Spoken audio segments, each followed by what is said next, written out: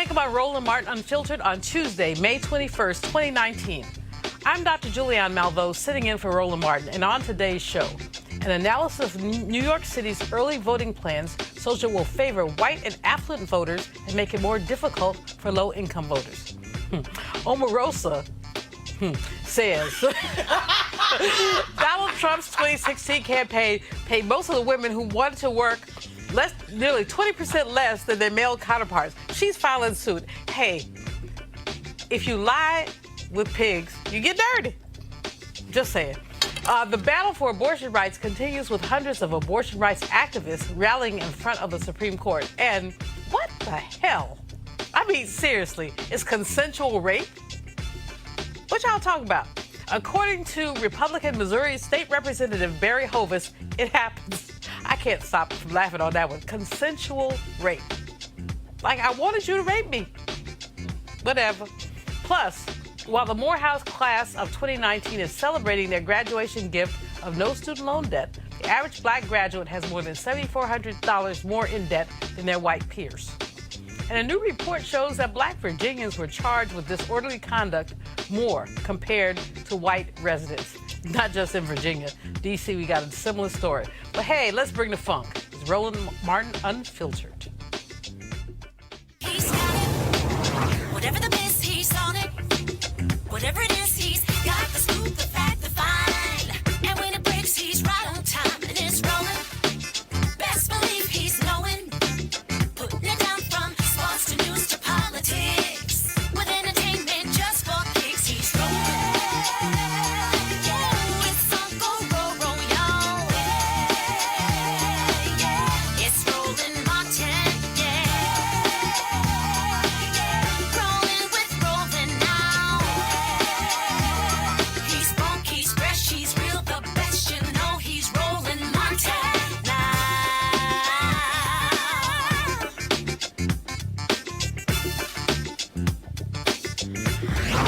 Martin.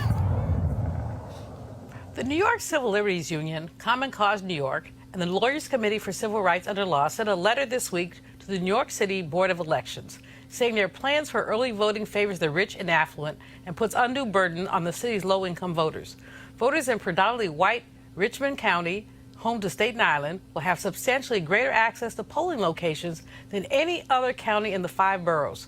Queens, a majority-minority county, has 4 times as many registered voters as Richmond County, but they have the same number of polling places and have to walk more than half an hour to reach their polling places.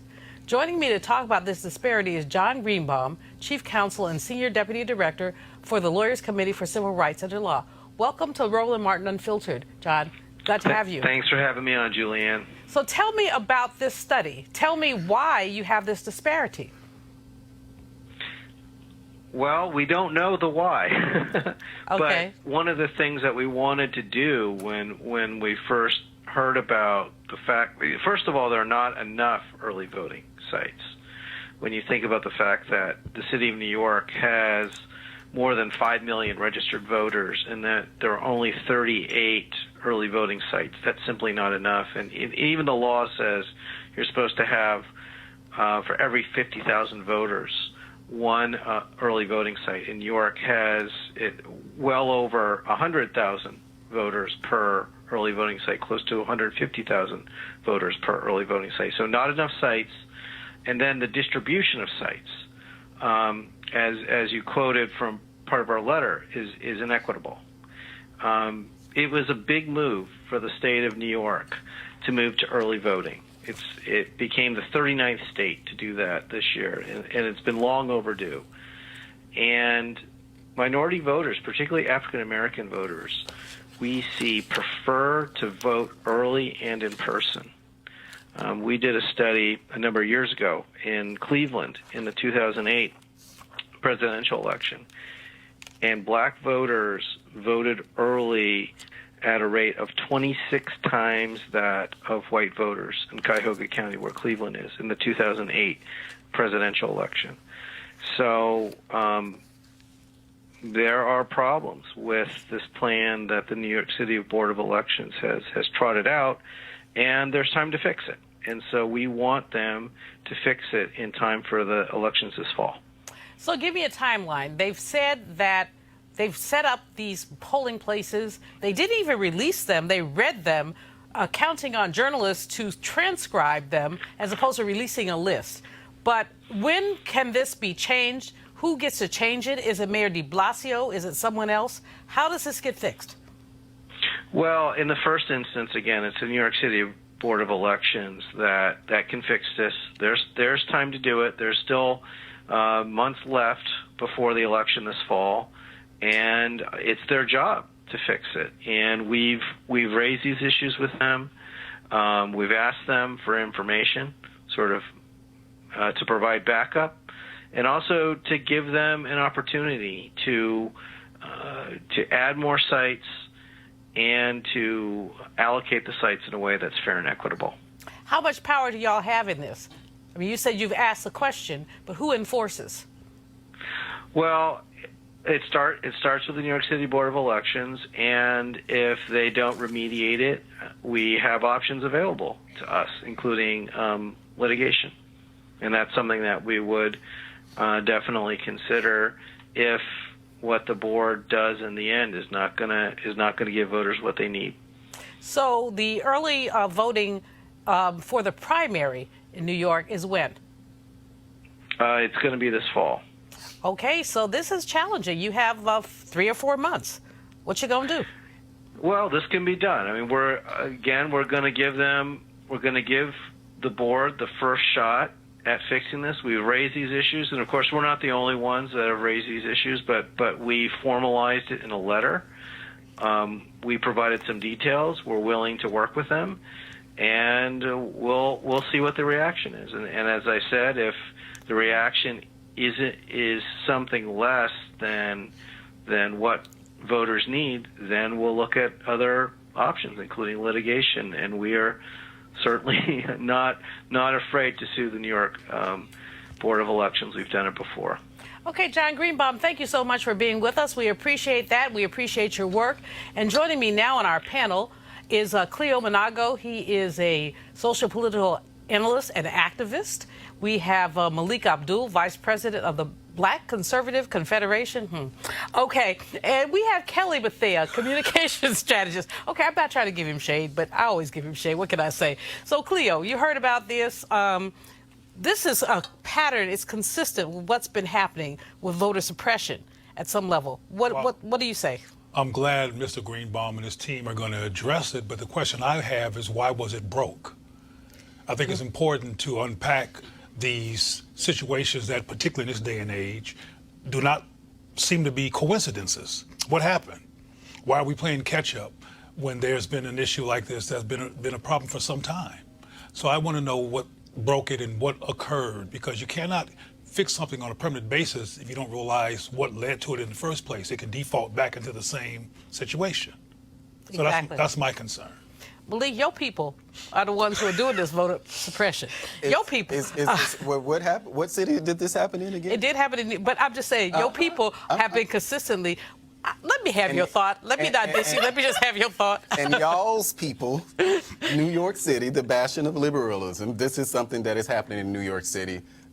Just as I said, whether it's happening in a conservative state or in this case, New York City, you know, these things shouldn't happen. You know, what the guy was, the previous... John Greenbaum. John yes. Greenbaum, yes. What he was talking about as far as just the availability of polling places and things like that, you know, these things should be bipartisan. There should be, you know, no political leanings when we're talking about people having access. But it's beyond bipartisan. It also should be absent of class.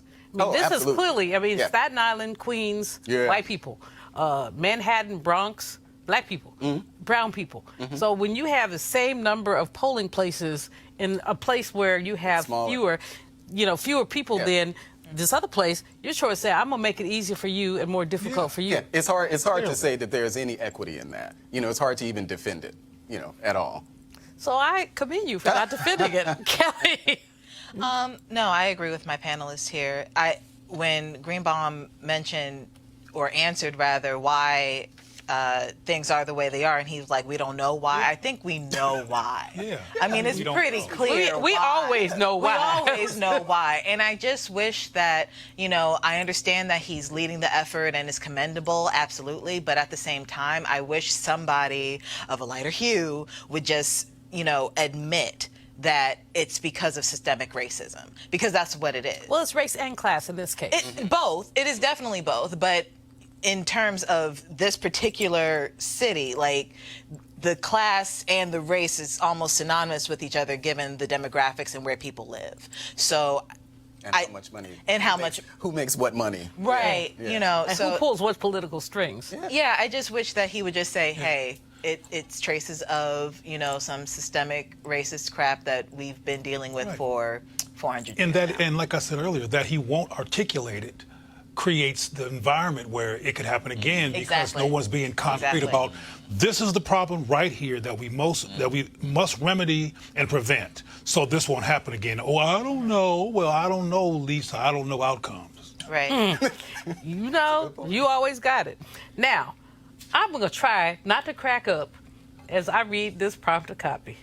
The Trump campaign paid women, employees, You know what? nearly 20% less than their male counterparts. I'm trying to be rolling and just like, this is some funny spit.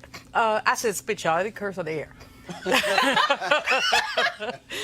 According to a court filing this week, the filing is part of a federal lawsuit by Alva Johnson, a black woman who worked on Trump's campaign, claims that he kissed her without consent. Well, since he grabs. Kissing is like minimal. At a campaign rally in August of 2016. Okay. Johnson is alleging gender and race discrimination in her lawsuit. Omarosa Manigault Newman, who worked on Trump's campaign as director of African American outreach, has submitted a declaration in Johnson's case backing her effort. Okay, did I do okay with that? As best as you could. I commend you. Cleo, my brother, help me out with this. Well, I might get on your nerves when I say that I'm not one of these Omarosa haters. Well, me neither. I just find her amusing. I think Omarosa, just like I think this is true for this brother here, cares about black people and has a whole other approach to dealing with the issue that I couldn't stomach personally, but I often can't stomach the Democratic Party also, so let me make that clear. But I think that these people were trying to do what they thought was going to be helpful to black people inside of that place and learn the hard way that it wasn't going to work. So now they're trying to sue where they see inequity. But okay, when you lay with dogs, you rise with fleas. That's what my grandma Right, but always say. there's- So the man was a genital grabber. He was a serial whatever, in addition to being a 10,000 liar. And you expected him to act like he had good sense for you? I mean, not necessarily good sense, but certainly some sense of decorum, especially when you're running for president of the United States. Sense of decorum, I Kelly? didn't say that I believe this. I'm just going from... Sense of decorum? Decorum is relative. Trump's strategy worked. I don't know what y'all talking about. He's the That's what I'm president. saying. So It it's just, did work. His yeah. strategy worked. Now, so Omarosa's involvement in the lawsuit, I don't know her personally. I never met her at all. If there's an issue, I think we've heard something like this with the Hillary Clinton campaign and maybe even the Bernie Sanders campaign as the pay gap between what men and women. Okay. So this is not anything new. I do know that Omarosa left the White House as one of the highest paid staffers at about $179,000 a year. Making the same amount as many white men were making.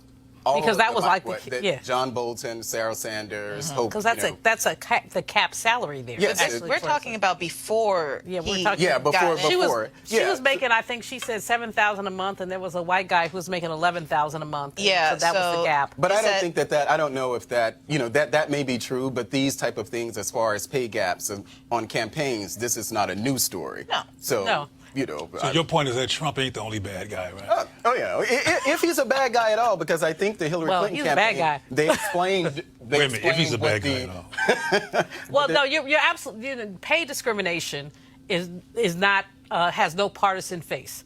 Pay discrimination, when you look at the aggregate data, 80% women make about 80% of what men make aggregatively. And when we look at even MBAs coming out of grad school. With their offers, you're getting between a 10 and 20% differential. Wow. Same qualifications, went to the same schools, but part of it is that women don't bargain. Men get an offer, they say, is that all? They say, give me more. And if they really want, women say, oh, I'm going to Disneyland.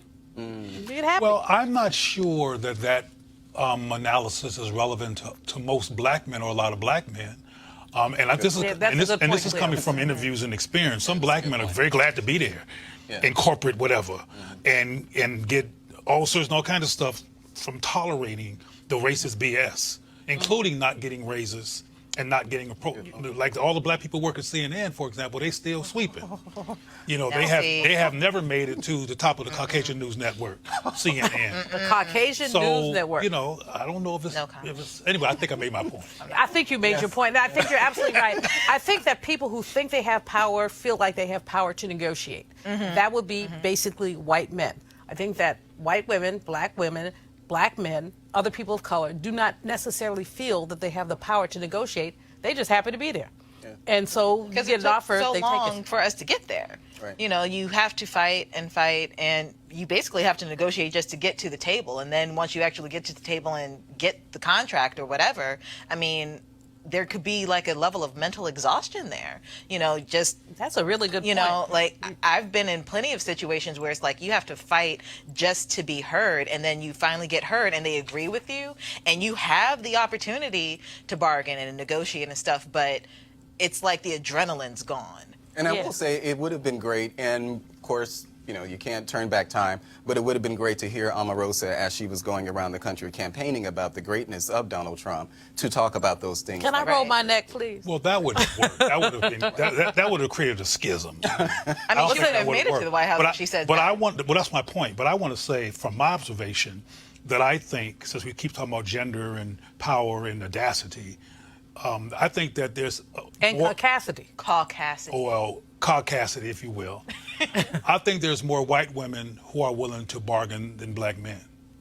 Well, of course. Yeah, I think you're probably right. I remember, you know, I'm old, so I remember back in the day there was a cover of Black Enterprise in the 80s. It had a white woman and a black man arm wrestling. And my point was, where the black woman? Probably laying on the ground somewhere because she wasn't even being considered. And when you look at wages, white men at the top, white women, black men, almost equivalent, and then black women at the bottom. So white women are the mothers, daughters, sisters, and wives of the white men who are in charge. Exactly. And they therefore are empowered. African American men, when they're able to make that testosterone connection, when they're able, which is not always, are able to do something, but many are not. Yeah, sometimes testosterone is interrupted by social castration. Ooh, Cleo Monago, I'm not fooling with you today. I'm not fooling. He throws it down. We're gonna move on. At castration, I don't know. I've been doing this research on lynching, so you got me there. Abortion rights activists, including Democrats who want the party presidential nomination in 2020, rallied at the Supreme Court on Tuesday to protest new restrictions on abortion passed by Republican-dominated legislatures in 8 states. Alabama passed an outright ban last week, including for pregnancies resulting from rape or incest, unless a woman's life is in danger. Other states, including Ohio and Georgia, have banned abortions absent a medical emergency after 6 weeks of pregnancy or after the fetus's heartbeat can be determined, which may happen even before a woman realizes she's pregnant. And Democratic Louisiana Governor John Edwards has signaled his support for an anti-abortion bill that will ban the procedure after 6 weeks. Here's what some of the folks at the rally had to say. This is a day in America where we must understand there can be no neutrality. Do you stand with freedom or do you stand with tyranny?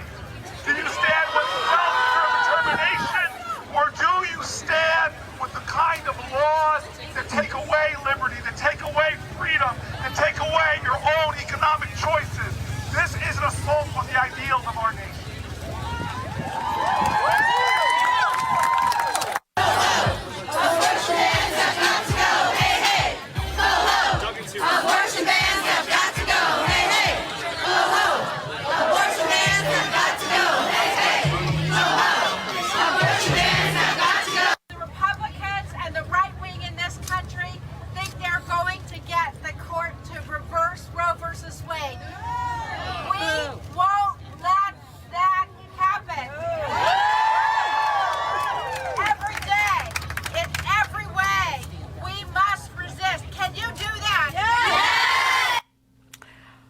also, there was a rally, a lot of energy, but and most Americans believe that women have a right to choose.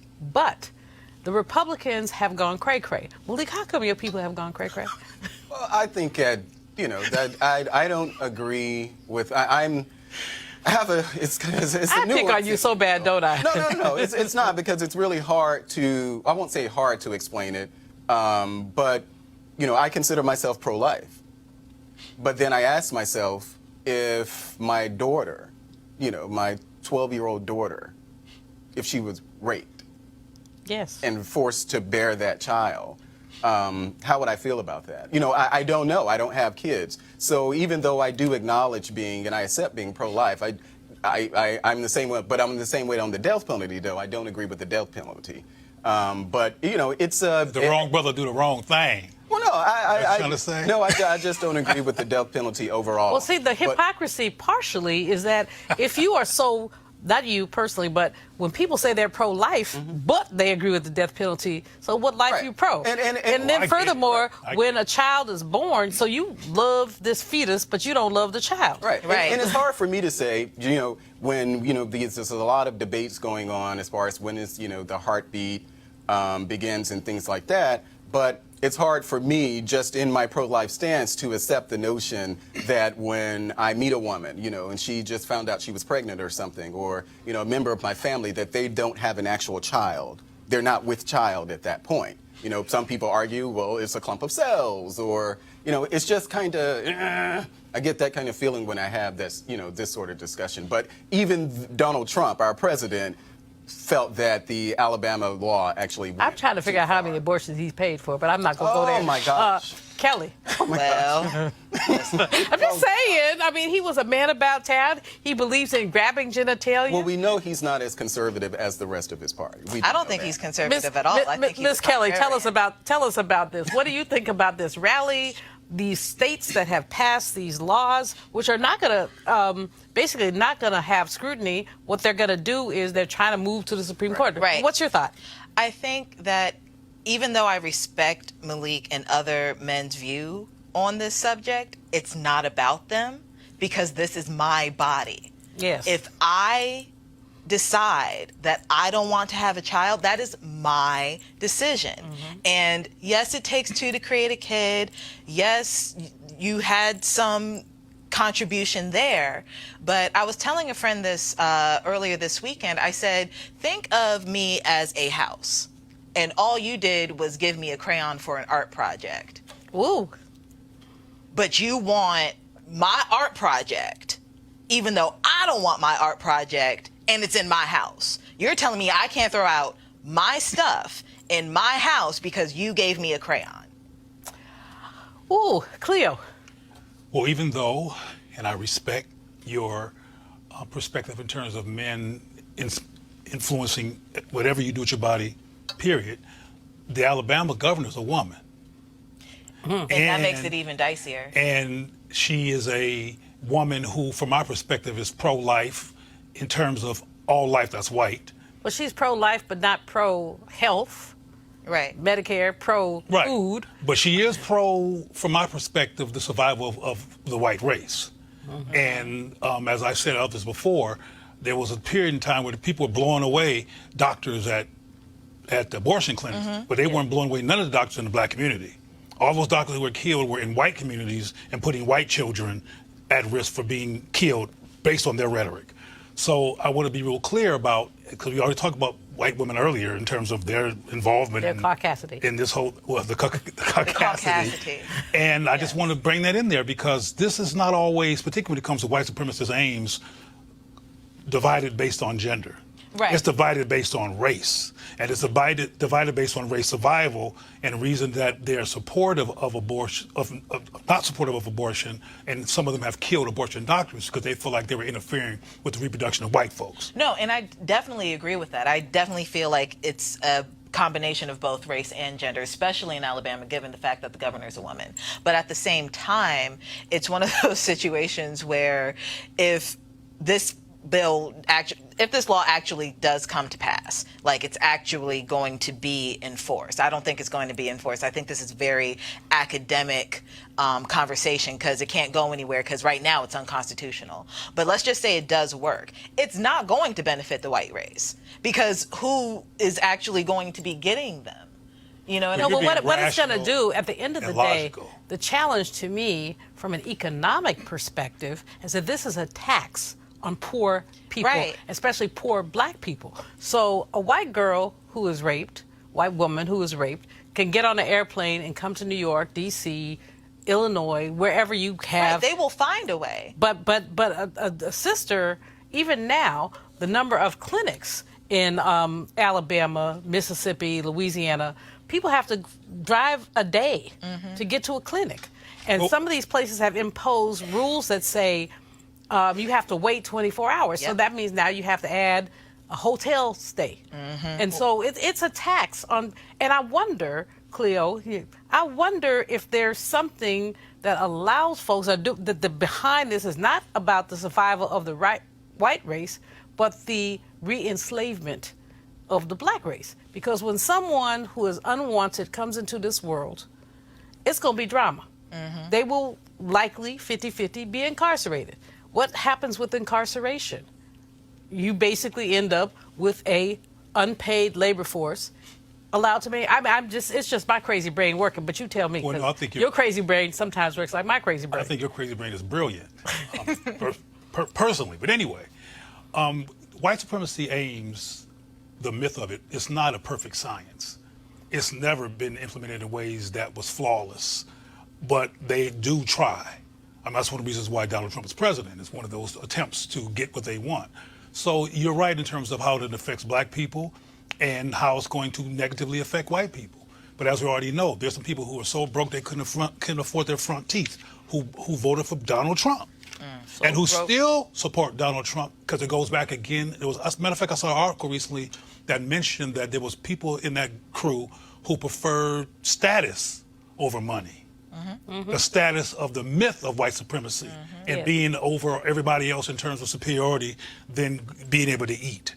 That fractured ego issue is very, very significant here. There's a book out now called Dying from Whiteness, where it's white folks who would prefer to die than have us have health insurance. Well, I just want to say that there are a lot of poor people with no teeth in their mouth who vote Democrat and have been doing so for years. So just wanted to make that clarification. That was a very specious point. Well, I'm just saying, because is. if we're talking about specific policies, then we can look at the policies in many of our cities, many of our inner cities, where there's poverty, poor education, crime, and all of these things, and they continue to vote Democrat. Let's not miss the point that's being diverted. No, I No, but he's going to miss the point because he misses point. Kelly. That's not. Kelly. I mean, I think I pretty much made my point earlier.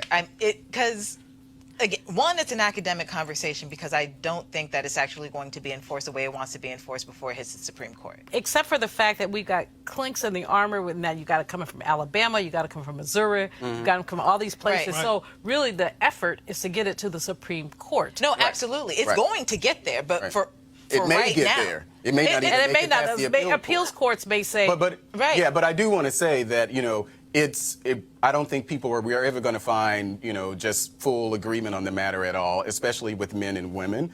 But for me personally, if something is mine, it's hard for me to accept that someone tells me that just because I'm the one who's carrying it, so I don't have the same level of input as to what. Well, no, happens you to don't. that child. You know what? Here's the bottom line, y'all. If you don't like abortion, don't have one. That's the end of the day for me. If you don't like, I don't understand why people get into other people's Kool-Aid like that. If you don't like abortion, don't have one. White. Dr. Malvo. Well, first of all, that sounds like milk. They want white Kool-Aid. Weird. That's why they sounds get like into people's milk. Kool-Aid. White Kool-Aid. No, I said so. I said getting into people's Kool-Aid. No, he said the Kool-Aid. said White. All right, y'all. All right, we're going to move on. We're just going to move on. So, Republican Missouri State Representative Barry Hovis used the term consensual rape when arguing in favor of a proposal that would have banned abortions in the state after 8 weeks of pregnancy, even in cases of incest or rape. Later, he apologized, but you have to wonder, what was this fool thinking? Let's see the video. by having this point not start until 8 weeks. Let's just say someone goes out and they have, or they're raped or they're sexually assaulted one night after a college party. Because most of my rapes were not the gentleman jumping out of the bushes that nobody had ever met. That was 1 or 2 times out of 100. Most of them were date rapes or consensual rapes, which were all terrible. But I'd sit in court when juries would struggle with those type of situations where it was a he said, she said, and they would find the person not guilty.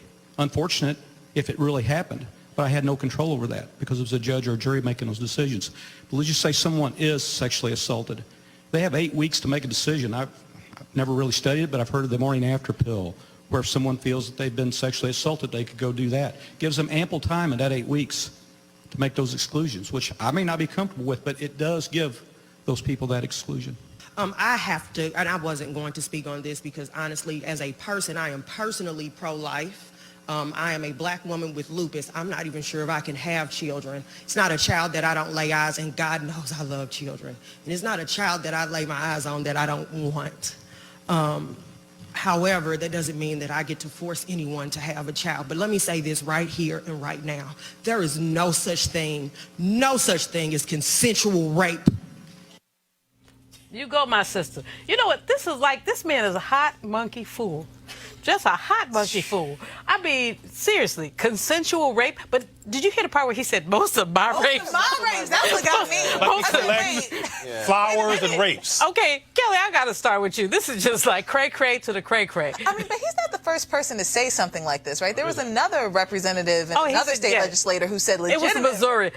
It was also Missouri. Legitimate rape. Okay, don't get raped in Missouri, y'all. You know, like, don't get raped at all, please. But like, never mind. I just feel like I wish people would just leave women alone.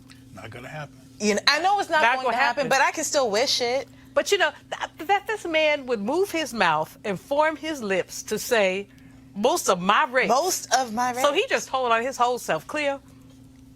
White supremacists are sociopaths and psychopaths.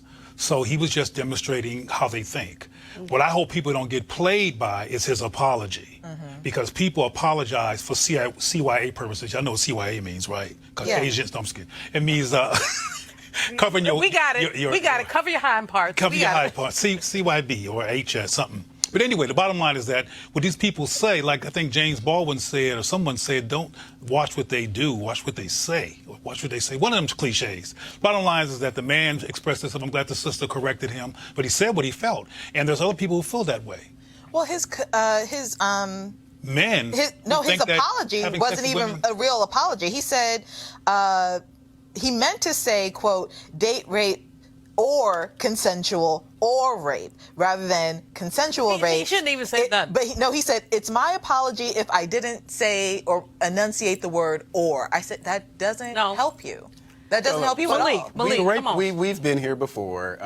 We've been here here before. People too, by the way. Well, I don't think it has anything to do with people. I think it's just I think it's a man thing. I think it's more so a gender thing than it is a race thing. Men being able to articulate certain points of view. So you just tell me all men crazy? I'll accept him. If he say he's misspoke. You know, we've had many instances where people say that, they say something and then they say they misspoke and they come back and apologize for it. What he said, it was ridiculous on his face. It makes absolutely no sense. We all know that. Do we? Well, of course we all. Well, we should hope that no one believes that something like consensual. But he said it. I don't do it. And his apology was specious. But we have people. It had nothing to do. We have people who make these ASS apologies for things that they should not have said. So I'll accept him for saying, okay, well, he doesn't really mean that there's a thing. There are men who think they should rule over women. Yeah, absolutely. And that they should But have. it doesn't mean that he's one. It doesn't matter what the woman wants. Because he said that. Because of the fact it doesn't matter what the woman wants, it cannot be rape. Because her perspective and her resistance is irrelevant. And there's no such and I think we should illuminate that kind of thinking and not let somebody off the hook who thinks like this just because they... With a half behind an apology. Yeah, with a half behind an apology. You know what, y'all? We could argue this one. Because I just want to get a slice of that dude. I mean, I would love to be in a small room with him. Never mind. I was told by my nephew that I'm over 60 and I'm not supposed to brawl with people no more. Who said? One of my nephews, he said, you know, your bones are brittle, Auntie. Stop threatening people. You take some calcium and just knock them one good time. There you go. Like, There you go. We're I gonna got take you. Okay, you got my back. We're going to do it. We're going to roll it. We're going to take a quick break, and we're going to come right back. Just a quick break. You want to check out Roland Martin Unfiltered? YouTube.com/Roland S. Martin. And subscribe to our YouTube channel. There's only one daily digital show out here that keeps it black and keep it real. It's Roland Martin Unfiltered. See that name right there? Roland Martin Unfiltered. Like, share, and subscribe to our YouTube channel. That's YouTube.com/Roland S. Martin. And don't forget to turn on your notifications so when we go live, you'll know it. So it's commencement season at HBCUs around the country, and the speakers left them with some powerful messages. None quite as powerful as the one Robert Smith left with the Morehouse class of 2019, his class, he said, by paying off their student loans. Here are some of our favorites. Don't accept what others put on you. Project what is in you to be and live up to the dreams and go ahead about who you can be. You wouldn't have a dream if it was not possible for you to make it come true. As graduates moving ahead to the next phase of your lives, each of you can embrace values that inspire you while you pursue your own dreams. Some of you will shift to the workforce and some into graduate school, some to embark on great adventures and some to pursue entrepreneurial ambitions. In whatever comes next, you can choose to adopt a community spirit, principles of public service, and a down-home ethic of empathy for others. It is important to always remember that the world is yours, not just to inhabit, but also to shape and craft and develop and mold into a better place for yourselves. Spelman College class of 2019, as women who have made the choice to change the world, know that when you use your voice, there will be many who will try and silence you because they refuse to see you. They will try and silence you because they are in disbelief of the power within you. They will try and silence you because they are afraid of you. They will try and silence you simply because they do not value or understand you. In response, use your curiosity to seek the truth and your intellect to dissect the difficult. Use your strength to dismantle systems of oppression and your inner beauty to attract goodwill. Use your courage to battle injustice and your voices to speak truth to power.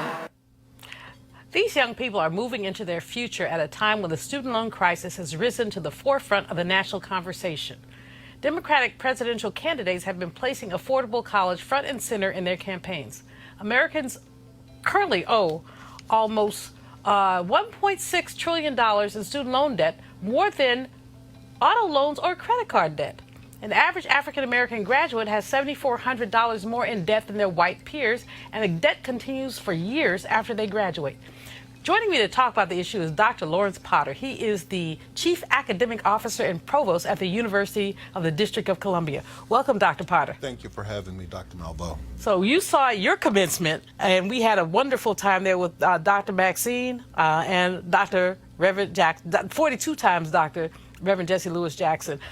They both gave a charge to young people, but this debt issue is an issue that isn't going to go away. What's your perspective? Well, I think we have to fully understand that, number one, African Americans are not born with intergenerational wealth. And so the very act of a Robert Smith paying off the debt for African Americans in the 21st century is not simply paying it forward, he is simply honoring the cause. If you look at most of the institutions in this country, it's quite pricey. And when you compare public versus private education, right here in the university, in the city of of the District of Columbia, there's only one public institution. And when you think about the founding of this particular district and the opportunities to access, it's very clear to me in the 21st century that if we're going to level the playing field, if equity is going to be part of the manifesto, then people are going to have to step up. And that's just what Robert Smith did. He stepped up to the plate to honor the cause. But even if a dozen Robert Smiths stepped up, that $1.6 trillion in student loan debt, they can't chip away at. What should happen from a public policy perspective to get rid of this debt? So I think that there are a couple of things. We need to really think about how we view higher education in terms of a 21st century model, right? It was not designed for us. And so when you consider the shifting demographics, when we talk about parity, higher ed for me means that we're going to have to think about multiple kinds of ways in which students have access to achieve their career ideas or their career goals. And the reality is that that doesn't always equate to a baccalaureate degree. There are credentials. We can do stackable credentials. Individuals in today's world are able to make a whole lot of meaning out of life with passion in a job. And so it's not just about being a doctor or an attorney, but it's really about rethinking higher ed and putting the offerings out there and creating opportunities for young people to be able to amass what it is that they think that they want to do. One of the things about UDC that's exciting is that it is a public institution, so students are not taking out the same kind of debt that they might take out at a Howard or a more, at our private institutions. You also have several paths to success. Talk a little bit about that. Sure. There are three doors of entry at the University of the District of Columbia. We have workforce development, we have our community college, which is the branch campus of the main campus, and then of course we have the traditional aged undergraduate programs that lead through a master's and a doctoral degrees. The reality is that our workforce development or lifelong learning programs are free to residents of the district. So we are subsidizing that. And those programs are continuing education units. It allows individuals to kind of off-ramp, on-ramp, to continue to better themselves in their career paths. At our two-year college, we do a whole lot of things with respect to pathways into four-year degrees. So an associate's in nursing, or there may be a general education degree in STEM that leads to biology or chemistry and mathematics. And then at the four-year campus, the cost is phenomenal. Students can attend the University of the District of Columbia depending on their credit hours and where they come from, anywhere from $5,000 to $10,000 a year. So they're not as strapped with the debt. But I think the significant piece is the clientele that we serve. Most of our students are first generation. They're not the traditional 18 to 22-year-olds. We have a lot of returning learners in the district coming back because they've had to stop out for whatever reason. And so when you think about the average age of the student at the University of the District of Columbia, it's 28. And so we're having to meet needs in a more defined, more creative way. Now, Dr. Potter, the Higher Education Act they're looking at reauthorization of that act. What would you like to see in the reauthorization? Honestly, when I think about first-generation college students, I want to see an increase in Pell.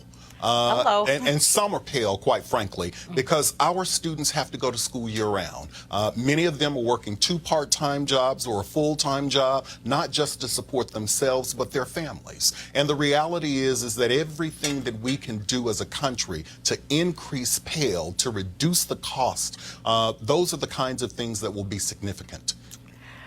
The Orange Man has in deference to Malik, I won't call him the orange orangutan. The orangutan lobby has asked me not to do that. But the Orange Man is trying to go up in the Pell money and use it and divert some of it.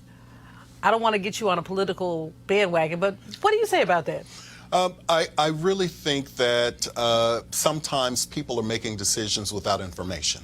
And the reality for me is that before decisions are made, we have 3 branches of government. And, the executive branch can put forward what it is that they want, but the legislative branch needs to act according to how people voted for them. And so that would be kind of my balance, if you will. The idea that acting without information leads to uninformed decisions. Dr. Potter, you're so diplomatic. I love it. I'm going to bring my panel into the conversation. Cleo Monago, you posted something today on Facebook about increased graduation rates for young black men in Chicago. And this really fits into some of what Dr. Potter is talking about. Tell us a bit about the story about how young black men are graduating more frequently in Chicago than they were, let's say, a decade ago. Well, I think it's important to highlight that type of information because, as I said in my post, you won't hear it on CNN or ABC or the other channels that this is occurring. Or we hear about Chicago that people are getting shot.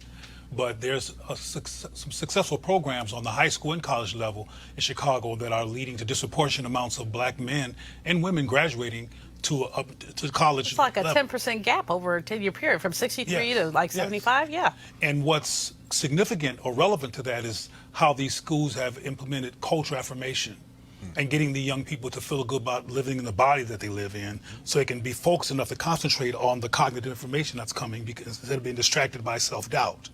And I was wondering while you were speaking, here in D.C., do you have programs that address organic intelligence and cultural affirmation and those kinds of elements to help keep our people connected to academics? So I would say, having been on the job for 90 days, there are clear... 90 days? A whole 90 days, yeah. But to answer your question, I think that we find cultural affirmation not only in the classroom, but outside of the classroom, Absolutely. Right? Students spend only about 30% of their time in a college education in the classroom. It's about what are we doing outside of the classroom? What are those wraparound services? And fortunately, the University of the District of Columbia we're responding in a proactive way, right? We are creating the spaces for commuter students to be able to sit in the library and study so that they don't have to detach themselves from the campus to go home. We are also looking at, how do you build in Women's History Month activities and Black History Month activities and Native American History Month activities and tie that to the curriculum so that there's the co-curricular aspect of rounding out what our students are having. And so I think in many regards, because our students are not the 18 to 22-year-olds, we are very proactive and intentional about what it is that we're trying to deliver in the wraparound services. Kelly, Dr. Potter just talked about Women's History Month, and there's some real challenges that women are having in terms of matriculating in higher education, especially single moms, women who have other kinds of challenges. One of the challenges I found when I was president at Bennett is that how do you provide childcare for students? What's your perspective? You've been so passionate in talking about women's issues, so tell me your perspective on how, with all this financial aid trauma, women can matriculate and, frankly, thrive.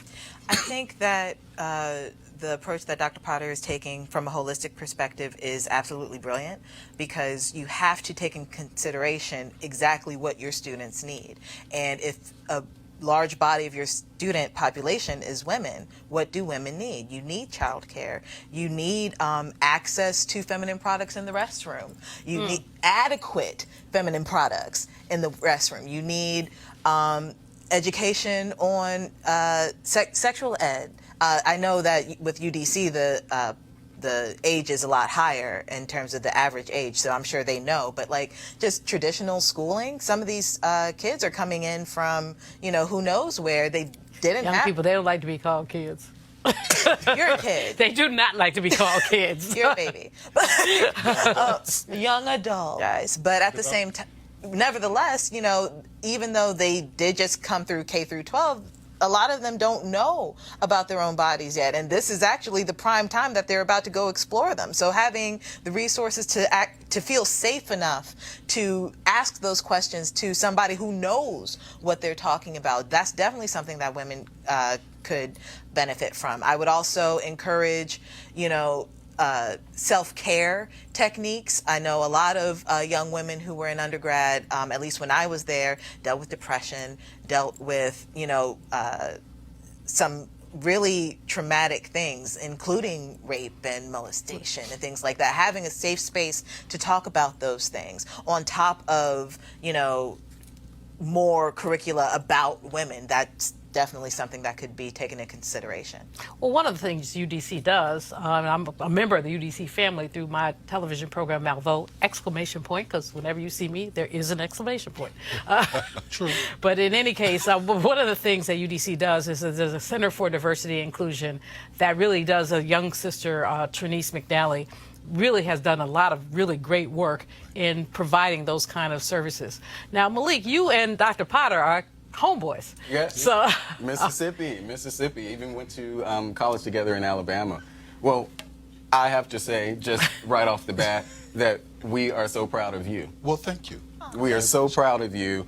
And the fact so that Malik will behave for you. He ain't been behaving for me, but he'll behave for you. I mean, your credentials speak for themselves, but the fact that you brought that talent to the University of the District of Columbia, which happens to be the school that I actually finally received my degree from, because I'm one of those who went back later on in life. And so the steps that UDC has taken have been tremendous, and I so value you being there. So I just want to say, from Mississippi, thank you, brother. But to your point, you raised a very good point about exploring other avenues as far as just our education. In the District of Columbia here, they just have an infrastructure academy. And what that does, it trains them for a lot of the vocational. So whether you're talking about plumbing, carpentry, electric work, these are actual. I have a friend of mine, Perry, who is participating in the district's apprenticeship program.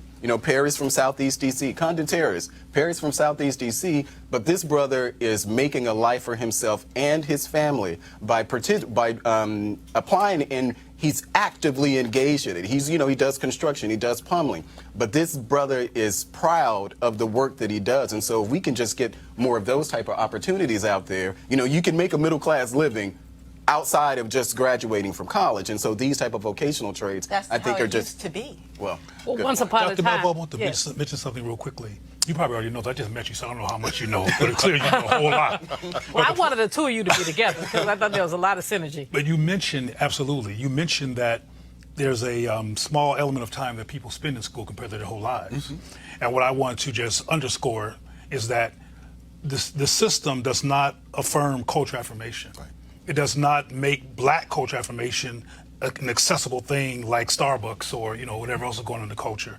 Sometimes people discover that opportunity through a great teacher that they finally met through these opportunities. And I think it's important to give students the equipment to be able to have critical analysis outside of school as a way of life, particularly as black people in a white supremacist biased society, so they can thrive and navigate through here and still have their skin. Literally and racially. And Dr. Potter, we're gonna. Did that make any sense? Yeah. It made enormous sense, and I want to roll it back to have you comment both on what Cleo said and to bring us back to the student loan issue. Right. Because when you talked about Perry, I don't know how much loan debt Perry had to take, if he had to take any. So, Dr. Potter, both cultural affirmation and financial ability. How do you, as the chief academic officer at the University of the District of Columbia, put these things together? And what and what would you tell our viewers about what they must do to ensure that things can get better? So on the issue of cultural affirmation, I have to issue the disclaimer that they're not just going to get it in higher ed. It's got to start at home. Well, it's got to start at home. Not even in the K through 12. It's got to start at home.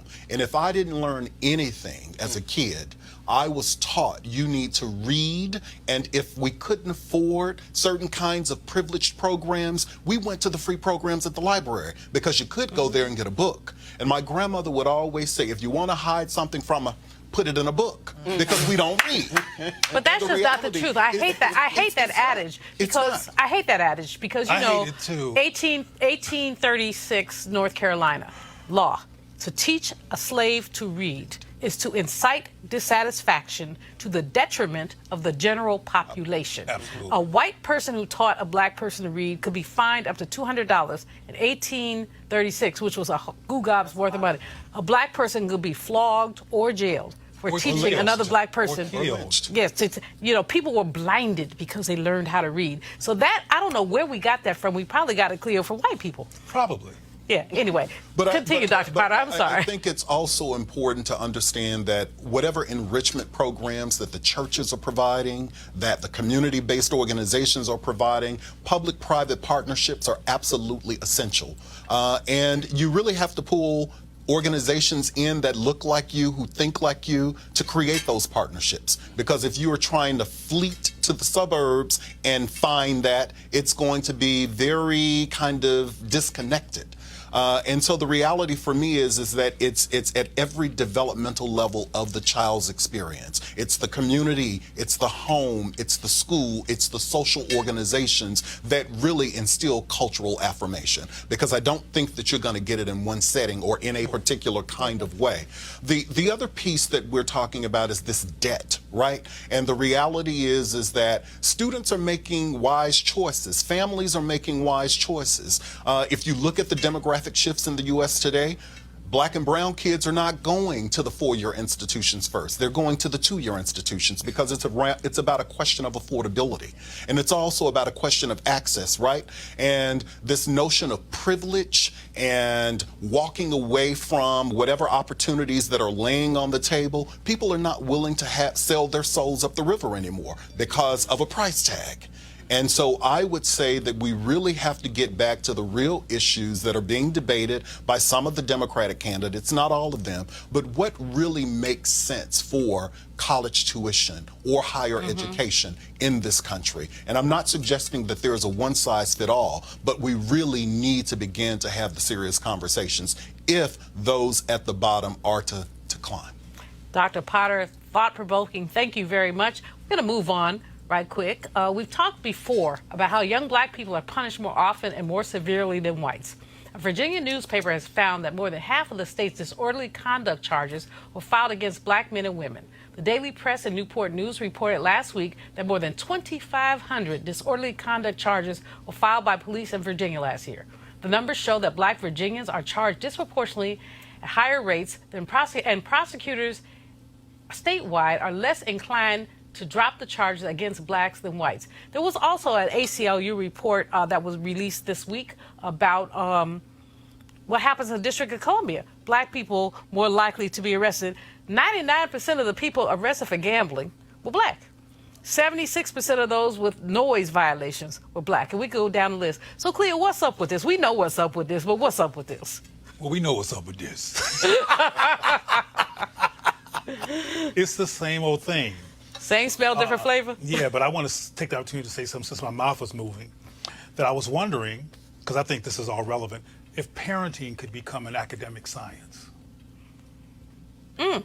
Because I'm inspired by saying that because you said, and pardon me for going back, but it's still all relevant to me in terms of the big picture.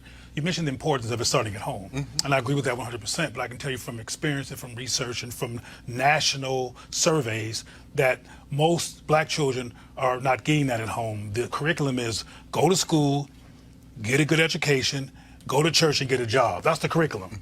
Not learn to critically analyze white supremacy so you will not internalize a myth of your irrelevance because the media keeps on implying that. Okay, Brother Man, did you hear me when I say we're kind of running out of time? Okay, but we need the parents to know how to raise Black children. They need to get degrees in it, I think.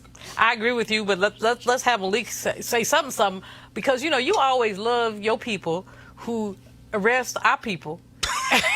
And in Virginia, they've shown it. In D.C., they've shown it. Disproportionately arrest of Black people. What you got to say? Well, and I'm glad you brought up D.C. because, of course, Republicans don't run D.C. And you just had to say that, didn't you? Well, I'm just saying, these problems, when we're talking about the police department though now, right? But police departments around the nation, I don't think that there's any distinction between how they police themselves here in D.C. versus Virginia or Kentucky or any of the other places. Whatever statistics or data that's out there as far as the violence on Black bodies, it's not isolated to any particular city. So obviously it's something that we need to continue to address. And a lot of that is locally, but whatever the federal government can do at its level, then they should continue to do that too. I'm not sure that under the Orange Man, the federal government is going to do anything useful about arresting disparities. But Kelly, what do you think? I think that water is wet when you talk about Virginia having, an upsurge in disorderly conduct. People really forgot I think, because you have articles like this and it feels like people forgot, Virginia was the home of the capital of the Confederacy. So why do you think that just because Northern Virginia got a lot of diversity doesn't mean the rest of that upside down triangle looking state has, doesn't have racial problems? So for me, when I heard about this, I was just like, okay, what's the solution? Exactly. What is the solution? And if you don't have a solution, then why write the article? Well, they don't have solutions. I mean, you have folks. They never have solutions. The ACLU report that was released here in D.C. I interviewed the woman who wrote the report on Monday for my show on WPFW, and it was a very thorough report. But again, very thorough report. And all I said is, okay, so now you gave me numbers to what my gut was always thinking. Right. You know what? We have run out of time. This has been so much fun. I always love messing with Malik. I really do. But that's it for this edition of Roland Martin Unfiltered. I'm Dr. Julianne Malveaux. Thanks for joining us. Roland will be back tomorrow. He's playing golf somewhere. In the meantime, don't forget to sign up for Bring the Funk Fan Club. I mean, for real. If you want to see this kind of programming continue, sign up and contribute. And enjoy your evening. Holla!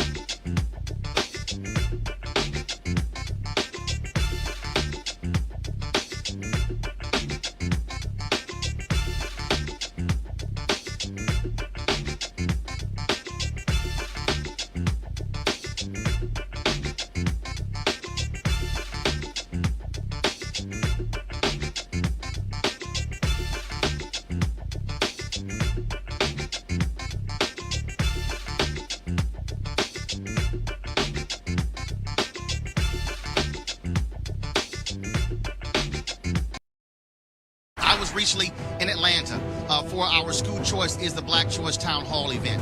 There was an elementary school in Atlanta, folks. This is a black elementary school.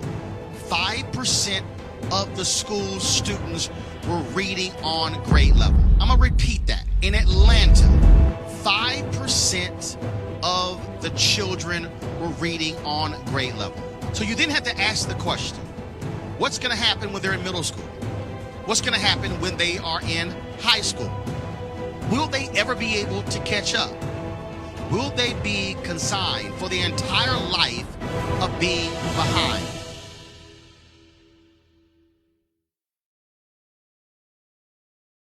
You want to check out Roland Martin Unfiltered? YouTube.com/Roland S. Martin. And subscribe to our YouTube channel. There's only one daily digital show out here that keeps it black and keep it real. It's Roland Martin Unfiltered. See that name right there? Roland Martin Unfiltered. Like, share, and subscribe to our YouTube channel. That's YouTube.com/Roland S. Martin. And don't forget to turn on your notifications so when we go live, you'll know it. Hey fam, want to check out Roland Martin Unfiltered, the blackest show on all of digital, cable, and broadcast. Check out our audio podcast. There's only one daily digital show out here that keeps it black and keep it real. It's Roland Martin Unfiltered. Press play. You want to support Roland Martin Unfiltered? Be sure to join our Bring the Funk fan club. Every dollar that you give to us supports our daily digital show. There's only one daily digital show out here that keeps it black and keep it real. It's Roland Martin Unfiltered. Support the Roland Martin Unfiltered daily digital show by going to RolandMartinUnfiltered.com. Our goal is to get 20,000 of our fans contributing $50 each for the whole year. You can make this possible. RolandMartinUnfiltered.com.